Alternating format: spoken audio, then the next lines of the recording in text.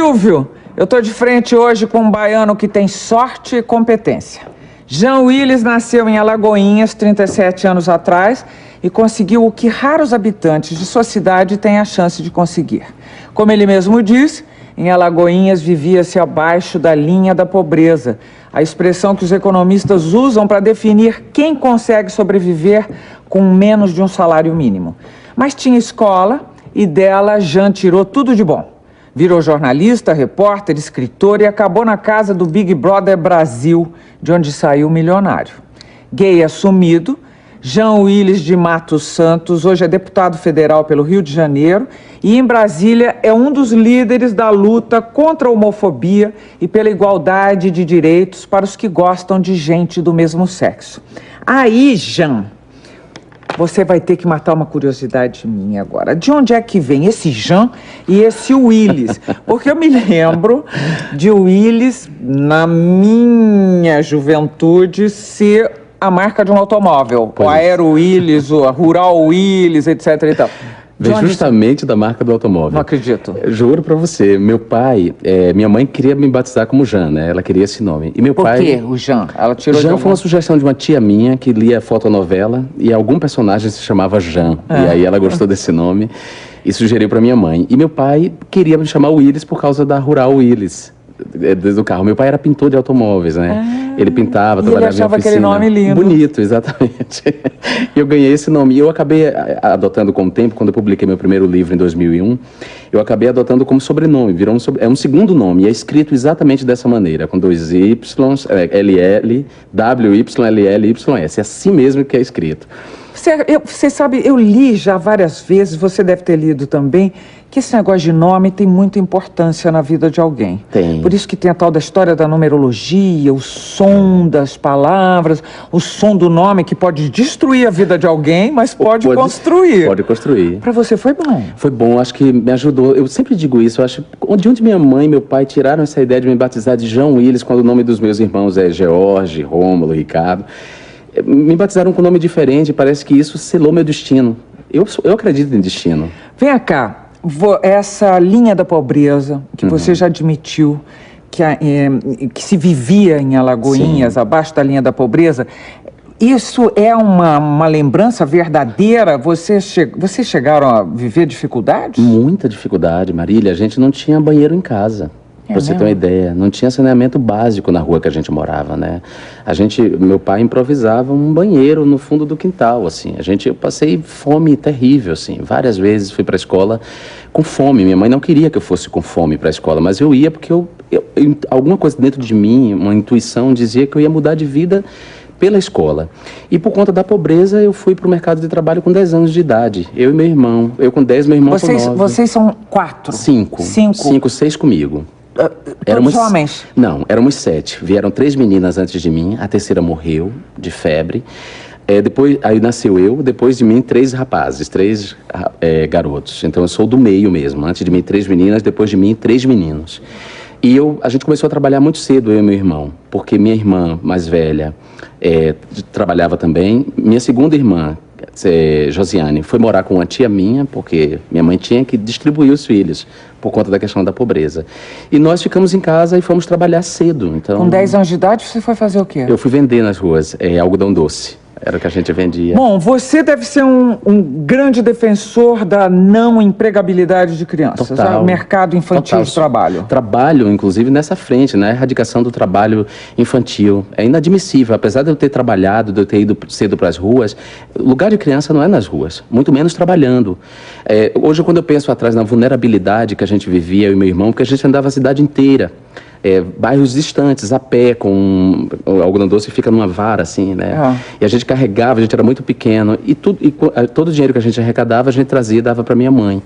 Porque meu pai tinha problemas de alcoolismo, assim. Ele era alcoólatra, não parava em emprego, vivia de subempregos em oficinas, em diferentes oficinas. E, de alguma maneira, a gente tinha que ajudar em casa, porque às vezes a gente ficava horas a fio esperando ele chegar em casa com alguma coisa para comer e ele não chegava bêbado, mas sem nada para comer. E era terrível, assim. E de alguma maneira, isso prejudicou muito tempo a relação com meu pai, sabe, Marília? Assim, eu sempre tive uma relação difícil com ele. Diga uma coisa para mim, você é o único homossexual da família? Sou o único homossexual. Da família grande, não, mas da família ali nuclear, sim. Agora, você se percebe homossexual em algum momento? Como é que se dá isso? É engraçado, né? Todo mundo me pergunta isso. Na verdade, a homossexualidade é uma coisa tão atávica ali que a gente não percebe quando é que a gente desperta. Mas eu posso dizer que a primeira vez que eu me senti... A primeira vez que eu vi uma ofensa, um insulto por ser homossexual foi aos 6 anos de idade. 6 anos. Eu fui comprar pão a gente chama de venda, essas mercearias, né, que tem. Sou do interior também. Você é do interior, você conhece. Eu fui comprar pão e eu lembro que eu cheguei e pedi assim, eu quero 6 pães. Fiz a concordância de número correta e tinha um cara do meu lado, uns 30, na minha memória, deveria ter uns 33 anos por aí. Ele falou, você é viado ou você é estudado? E ele falou num tom agressivo. Então foi a primeira vez que eu ouvi a palavra. Foi a primeira vez que você foi classificado como tal. Como tal. Embora aos 6 anos de idade não se saiba o que é. Não se saiba o que se é. Isso. A gente não sabe o que é, mas o tom de voz, a maneira como foi falado, me deixou claro que eu não deveria ser. Então, de cara ali, eu já fui empurrado para um lugar subalterno e eu queria entender por que eu era chamado dessa maneira. E só mais tarde é que eu entendi que eu era chamado dessa maneira porque eu fugia do padrão, do papel de gênero, assim, papel social atribuído aos homens, né, o papel que a sociedade atribui aos homens. Por exemplo, eu não gostava de futebol. Nunca gostei. Eu gostava de desenho, eu passava horas com um palito de fósforo no chão desenhando. Muita gente dizia pra minha mãe que eu era louco, porque eu ficava horas falando sozinho, desenhando. Esse era o meu universo, eu gostava dos livros. Eu era da igreja, a gente, né, fui coroinha durante um tempo, antes de entrar na pastoral da juventude estudantil. Eu gostava desse universo. E o fato de gostar desse universo, num lugar pobre como aquele, com as pessoas com pouquíssima informação, automaticamente eu fui classificado como homossexual. Então, você está me dizendo, você foi discriminado em Alagoinhas? Você continuou? Foi muito discriminado em Alagoinhas, fui discriminado no seio da minha família, porque os homossexuais passam por isso. O primeiro espaço de violência contra o homossexual é a própria família. Porque quando ele vai apresentando esses sinais da homossexualidade, da orientação homossexual, ele é constrangido pela família a dizer que não, a negar a si mesmo, a tomar jeito de homem, como eles falam. Toma jeito de homem, homem não chora. Não chora, homem não brinca dessa maneira. Homem não fica com as meninas. Então, o primeiro espaço de violência é a família. Agora, a primeira vez que eu percebi o meu desejo, porque aí a orientação sexual está ligada muito ao desejo, ao afeto, foi aos 16 anos de idade. Quando eu passei, eu olhei para um rapaz e senti algo diferente. Agora eu vou fazer uma pergunta delicada, difícil. Sim. Você acha que se já não tivessem te classificado, você poderia ter tido um destino sexual diferente? Eu acho que não. Você já se perguntou sobre isso? Eu já me perguntei sobre isso. Eu acho que não, porque o que tece a nossa orientação sexual é uma relação ali muito inseparável entre natureza e cultura. Tem uma dimensão natural na homossexualidade. Tanto é que eles estão aí no mapeamento, no genoma, no projeto Genoma, tentando mapear se há o gene gay, digamos assim, né? Se há um componente genético. Não está claro ainda isso. Já chegaram a uns escaneamentos do cérebro interessantes que dão colorações que não é que aproximam cérebros gays masculinos do cérebro feminino. Isso tudo a gente já viu. Tem também a questão hormonal, né? Uns estudos sobre os hormônios. O que é certo tem um componente biológico, sim, e tem um componente cultural. Claro, das relações de prazer e desprazer, a maneira como você constrói, que se relaciona com as figuras paterna, materna. Toda a sexualidade é construída assim. Não só a homossexualidade, a heterossexualidade também é construída assim.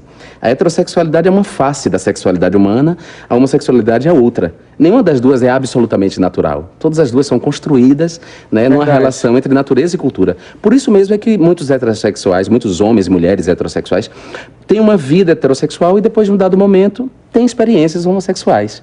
Por exemplo, a Elza Bercó, que é uma demógrafa do IBGE, ela disse, por exemplo, que muitos arranjos homossexuais entre mulheres depois dos 40 anos se dá por uma pressão demográfica, ou seja, há muitas mulheres e poucos homens. Então, para vencer a solidão, a ausência de afeto, e como as mulheres são preteridas depois dos 40 por homens que querem meninas mais